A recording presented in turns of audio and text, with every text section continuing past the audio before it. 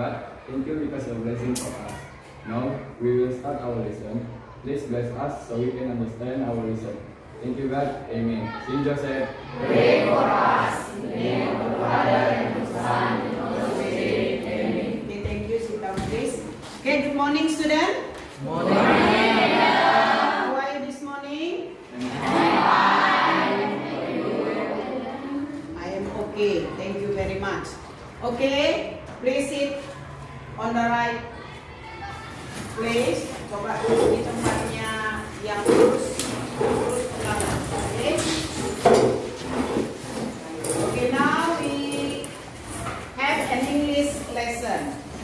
Yeah, we have an English lesson. Do you remember our last lesson? Ingat kan pelajaran kita yang lewat?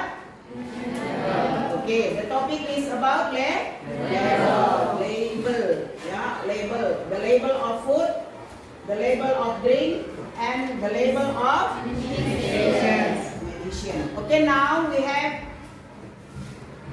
the new lesson about narrative text. Do you know the narrative text? Tahu apa artinya narrative text? In bahasa Indonesia, narrative text artinya teks naratif. Ya, oke, look at this. Narrative text is a type of text that tell a story or describes a sequence of events. Ya, naratif teks itu adalah salah satu jenis teks yang berisi cerita atau kisah fiktif. Ya, fiktif artinya apa? Nyata. Ya.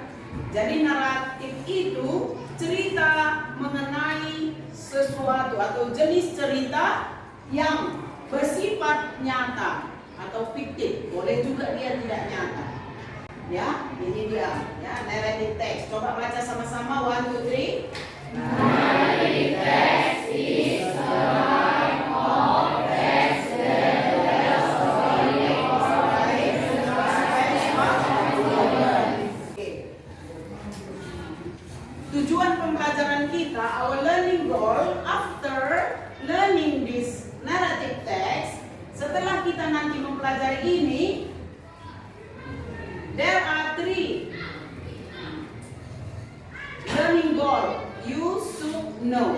Ya, kalian harus tahu nanti dengan ini. Number 1, understanding the general structure of narrative text, and then understand the characteristic of narrative text. Tahu ciri-cirinya.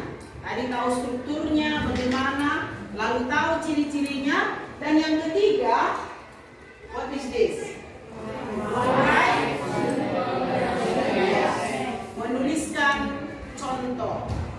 Ya, jadi naratif teks ini suatu teks yang menceritakan suatu peristiwa di mana peristiwanya itu terjadi pada waktu yang sudah lewat, bisa beberapa tahun yang lalu.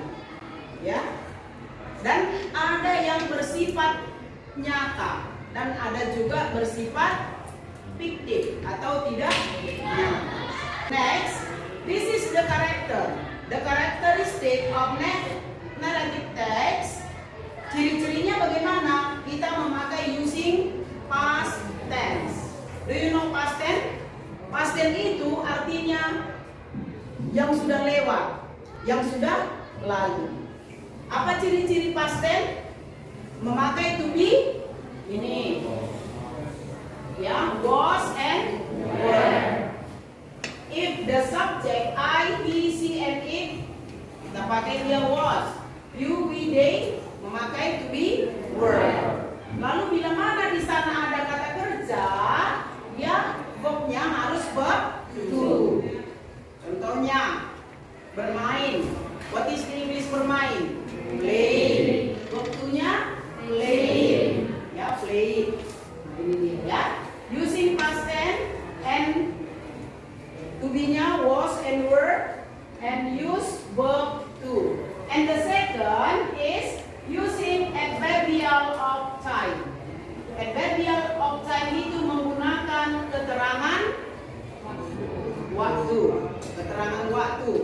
Berarti nanti dia keterangan waktu pada masa yang sudah lewat. Tidak boleh now, tidak boleh yang akan datang, tetapi dia yang sudah berlalu. Oke? Next. Number 3, using adjective, menggunakan kata sifat. Do you know the example of adjective? Apa? Rajin. Bisa kita gunakan nanti kata tanya who. What is who? Siapa?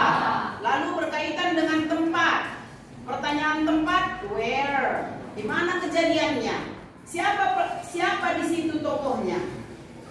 Ya. Contohnya kalau maling kundang. Siapa tokohnya di situ? Ya maling kundang. Siapa lagi? His mother. Iya kan? Lalu di mana? Lalu kemudian kapan?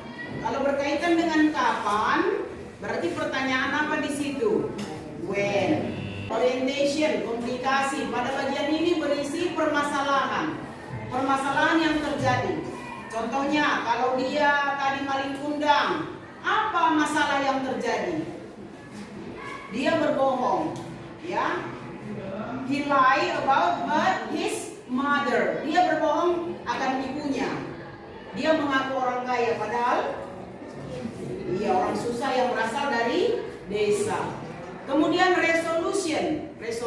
Bagian ini berisi konflik yang muncul, ya, di awal cerita, yang boleh diselesaikan ataupun ditangani. Lalu struktur yang keempat adalah reorientation atau evaluasi.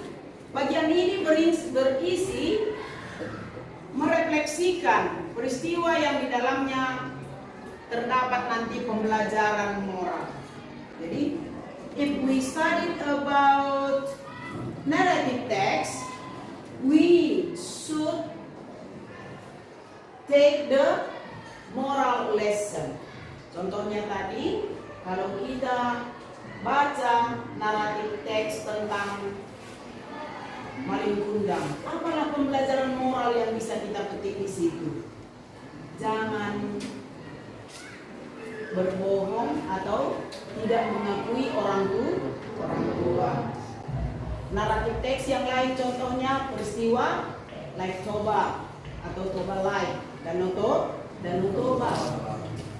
Ya. Bagaimana peristiwa Danau Toba? Seorang gadis menikah dengan seorang pemuda. Mereka berjanji. Coba dulu terangkan dulu, ayo kamu. Ibunya menyuruh anaknya mengantar nasi, makanan orang tuanya. Lalu pelajaran moral apa yang bisa kita ambil di situ?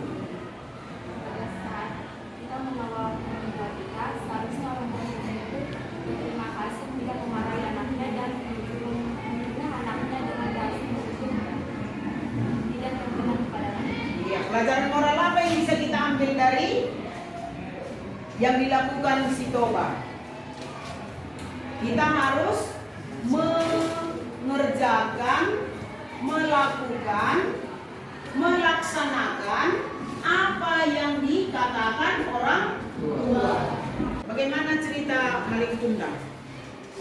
Ceritanya Madam, ada seorang ibu dan anaknya. Nah, anaknya ini pergi merantau dan setelah bertahun-tahun si maling kundang pulang, dia tidak mengakui bahwa ibunya itu ada. Jadi dia bilang kepada orang-orang bahwa dia tidak ibuku dan dia pun dikutuk oleh ibunya. Iya, dikutuk oleh ibunya. Lalu pelajaran moral apa yang bisa kita petik dari sana?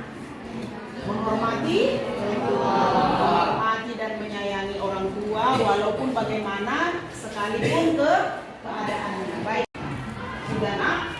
Jadi itu mengenai narrative text. Kira-kira paham? Do you understand? The class, is it clear for you? Sudah jelaskan narrative text? Narrative text itu. Nah sekarang, this is your assignment. Ini tugasnya.